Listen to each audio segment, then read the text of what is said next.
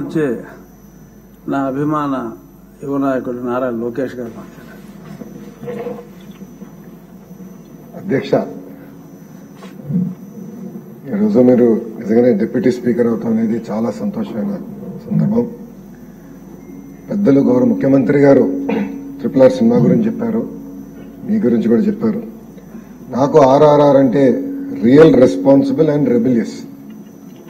Real responsible rebellious. Real అని నేను ఎందుకన్నానంటే మీ మనసులో ఏముందో చెప్తారు. బోలా శంకర్ తప్పు తప్పు అంటారు, కరెక్ట్ చేస్తే కరెక్ట్ అని చెప్పే వ్యక్తి మీరు అధ్యక్ష. ఇంకా రెస్పాన్సిబిలిటీ అంటే గత ప్రభుత్వం చేసే తప్పులు మీరు ముందలే గుర్తించి కేంద్రంలో కూడా పెద్ద ఎత్తున గత ప్రభుత్వం పైన మీరు పోరాడి ఆంధ్ర రాష్ట్రం ఇప్పటికీ చాలా అప్పుల్లో కూరుకుపోయింది. ఇంకా మీరు ఇట్లా అప్పులు ఇచ్చుకుంటా పోతే రాష్ట్రం చాలా ఇబ్బంది పడుతుందని ఆనాడు పోరాడిన వ్యక్తి మీరు అధ్యక్ష. అంతేకాకుండా మీరు చూస్తే ఉండి ఎమ్మెల్యే అంటే శాసనసభ్యుడైన దగ్గర నుంచి నేను చూస్తున్నా అధ్యక్ష. సొంత నిధులతో కానివ్వండి, CSR నిధులు తీసుకొచ్చి పార్కులు అభివృద్ధి చేస్తాం కానివ్వండి, ప్రభుత్వ పాఠశాలలు రిపేర్ చేసడానికి కొంచెం ప్రభుత్వం నుంచి 1 నెల 2 నెలలు ఆలస్యం అయితే మీరే నిధులు సమకూర్చి పాఠశాలలను కూడా అభివృద్ధి చేస్తున్న నిజంగానే చాలా చాలా గర్వకారం అధ్యక్ష. అలాంటి యువ శాసనసభ్యులకు ఒక ఆదర్శంగా మీరున్నారని సభాముఖంగా మీకు తెలుపుకుంటున్నా అధ్యక్ష. ఇంకా రెబిలియస్కి వచ్చేగల్లా ఎంత చెప్పినా చాలా తక్కువేమో. ఎందుకంటే అధ్యక్ష, రచ్చబండ దగ్గర నుంచి మొదలైంది మీ రెబిలియస్ నేచర్. నిర్మోహమాటంగా గత ప్రభుత్వం చేసిన తప్పులు తేల్చి ఆనాడు మీరు చెప్పారు. అది పట్టుకుని మీ పైన కేసు బనాయించి అర్ధరాత్రి మిమ్మల్ని అమరావతి తీసుకొచ్చి ఆ రోజు ఏకంగా మీ పైన కస్టోడియల్ టార్చర్ ఎలా చేశారో ఆంధ్ర రాష్ట్ర ప్రజలే కాదు భారతదేశంలో ప్రతి భారతీయుడు చూశాడు అధ్యక్ష. అధ్యక్ష, ఆ రోజు నేను ఇప్పుడు కూడా బాగా గుర్తు, టీవీలో స్క్రోలింగ్ వస్తే నేనైతే నమ్మలేదు. ఒక ఎంపీని కస్టోడియల్ టార్చర్ చేస్తారా అంటే చరిత్రలో ఎప్పుడు ఇది జరగదు, జరుగుతుందా, ఏదో వీళ్ళు తొందరపడి స్క్రోలింగ్ చేస్తున్నారేమో అని అనుకున్నా అధ్యక్ష.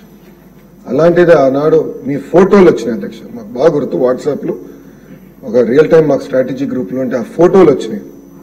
మీ కాల్ కొట్టినప్పుడు ఆ ఫోటోలు నేను చూసాను. నిజంగానే చాలా చాలా బాధేసింది.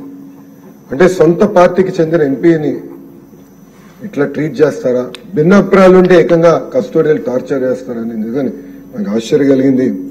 కానీ ఆ రోజు నుంచి నాకు అర్థమైంది ఒకటేనంటే కలిసికట్టుగా పోరాడాలి, ముందరికెళ్ళాలి, గత ప్రభుత్వాన్ని వదిలిపెట్టకూడదని ఆ రోజు నుంచే యుద్ధం మనం ప్రారంభించాం అధ్యక్ష. అంతేకాకుండా అధ్యక్ష, చంద్రబాబు నాయుడు గారిని అరెస్ట్ చేసినప్పుడు నాకు మీరు అండగా నిలబడ్డారు.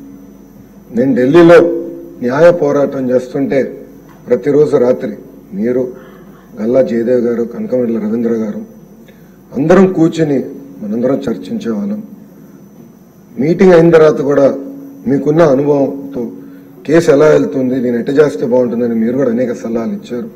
ఆ సలహాలు కూడా ఆనాడు మేము తీసుకుంటాం కూడా జరిగింది అధ్యక్ష. ఒక మాటలో చెప్పాలంటే భయం అనేది RRR గారు బయోడేటాలోనే లేదు అధ్యక్ష. ఎందుకు చెప్తున్నా అంటే అధ్యక్ష, వాస్తవంగా ఇక్కడ కస్టోడియల్ టార్చర్ అనుభవించిన వాళ్ళు ఎవరు లేదు. కేసులు పెట్టారు, నా పైన రాళ్ళు దాడి చేశారు, సోడా బాటిల్స్ ఇసిరారు, నా పైన కూడా SC ST కేసు పెట్టారు, అటెంప్ట్ టు మర్డర్ కేసు కూడా పెట్టారు. కానీ ఈనాడు కస్టోడియల్ టార్చర్ అనేది మాకు అసలు నిజంగా ఆలోచించిన అధ్యక్ష. అలాంటిది మీరు ఆ రోజు ఇబ్బంది పడినా మిమ్మల్ని మీకు బెయిల్ వచ్చి ఏకంగా హైదరాబాద్ మిలిటరీ హాస్పిటల్లోకి చేర్చాలి, అక్కడ రిపోర్ట్ రావాలని వెళ్ళినప్పుడు కూడా కారులో కూడా మీరు వెళ్ళేటప్పుడు నవ్వుతూ వెళ్ళారు అధ్యక్ష. భయం అనేది ఎప్పుడు మీరు చూపించలేదు. అది మా లాంటి యువ ఎమ్మెల్యేలకు ఒక ఆదర్శం అని సభాముఖం తెలుపుకుంటున్నాను అధ్యక్ష. అధ్యక్ష, ఈ సభ సాక్షిగా నేను మిమ్మల్ని కొన్ని విషయాలు కోరాలనుకుంటున్నాను అధ్యక్ష. అధ్యక్ష, నేను పుట్టిన నాటికే అన్న NTR ముఖ్యమంత్రి అధ్యక్ష. నేను పెరుగుతున్న వయసులో శాసనసభను చూసి పెరిగిన వ్యక్తులు. ఇక్కడ చాలా మంది సీనియర్లు మాట్లాడే విధానం చూసాం. రాత్రి 2-3 వరకు కూడా శాసనసభలో చర్చలు జరిగేది అధ్యక్ష. ఒక స్పిరిట్ ఉండేది అధ్యక్ష. వ్యక్తిగతంగా ఎవరు తిట్టుకునేవారు కాదు అధ్యక్ష, సబ్జెక్టమైన మాట్లాడారు. అది అయిన తర్వాత బయటికి వెళ్ళి అంటే అపోజిషన్ పార్టీ రూలింగ్ పార్టీ శాసనసభ్యులు కూర్చుని టీ తాగే రోజులు అధ్యక్ష. మళ్ళీ ఆ ఇష్యూ గురించి బయట కూడా చర్చించారు. దానివల్ల గతంలో మనం చేసిన చట్టాలన్నీ ఈరోజు తెలంగాణ రాష్ట్రం చాలా పనికొచ్చినాయి అధ్యక్ష. ఆ స్పిరిట్ ఉండేది, ఆ డిస్కషన్ అనేది ఉండేది అధ్యక్ష. అది చాలా చాలా అవసరం అధ్యక్ష. ఈరోజు ప్రతిపక్షం ఇక్కడ లేదు, ఎందుకు రావట్లేదు అనేది వాళ్ళకి వదిలేద్దాం. కానీ వాస్తవంగా సభ్యులుగా అధికార పార్టీ ప్రతిపక్ష పార్టీకి వివరించి మంచి డిబేట్ జరగాలి, దానికి మీ సహకారం ఉండాలని ఈ సభాముఖం కోరుకుంటున్నా అధ్యక్ష. ఇంతేకాకుండా ఒక ఐటీ శాఖ మంత్రిగా నేను పక్క రాష్ట్ర శాసన సభలను చూశాను. అక్కడ డిజిటైజేషన్ పెద్ద ఎత్తున చేశారు అధ్యక్ష. మన సభలో చూస్తే ఇంకా కాగితాలు కనపడుతున్నాయి. సో డిజిటైజేషన్ అయ్యన్న పాత్రుడు గారు మీ నాయకత్వంలో శాసనసభను మొత్తం డిజిటైజ్ చేయాలని నేను కోరుతున్నా అధ్యక్ష. అంతేకాకుండా మీరు పార్లమెంట్ సభ్యులుగా చేశారు, పార్లమెంట్ ప్రాక్టీసెస్ దగ్గర నుంచి నేర్చుకున్నాక ఏమనుంటే ఇక్కడున్న ఫస్ట్ టైం ఎమ్మెల్యేస్ చాలా మంది మేము ఉన్నాం, నేర్చుకున్నాక సిద్ధంగా ఉన్నాం. ట్రైనింగ్ క్లాసులు ఏర్పాటు చేసి అంటే ప్రాక్టీసెస్ ఎలా ఉండాలి, క్వాలిటీ ఆఫ్ డిబేట్ ఎలా పెరగాలి, ఒక బిల్ ప్రవేశపెడితే అందరం ఆయిజో నేజ్ కాకుండా అవసరమైతే చర్చ జరగాలి, సవరణలు తీసుకొచ్చి ఆ సవరణల పైన కూడా ఓటింగ్ జరగాలని బలంగా నమ్మే వ్యక్తిని నేను అధ్యక్ష. దానికి మీ డైరెక్షన్ ఉంటుందని ఈ సభాముఖంగా కోరుకుంటూ,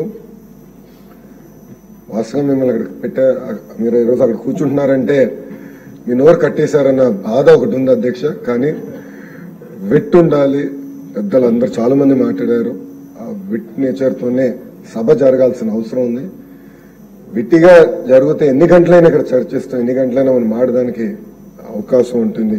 అది మీరు కోల్పోకూడదని ఈ సభాముఖంగా మిమ్మల్ని కోరుకుంటూ, మళ్ళీ అధ్యక్ష పిలిచే అవకాశం, మిమ్మల్ని పిలిచే అవకాశం నాకు ఇచ్చిన చంద్రబాబు నాయుడు గారికి, పవన్ అన్నకి, బీజేపీ నాయకులకి నా హృదయపూర్వక ధన్యవాదాలు తెలుపుకుంటూ సెలవు తీసుకుంటాను.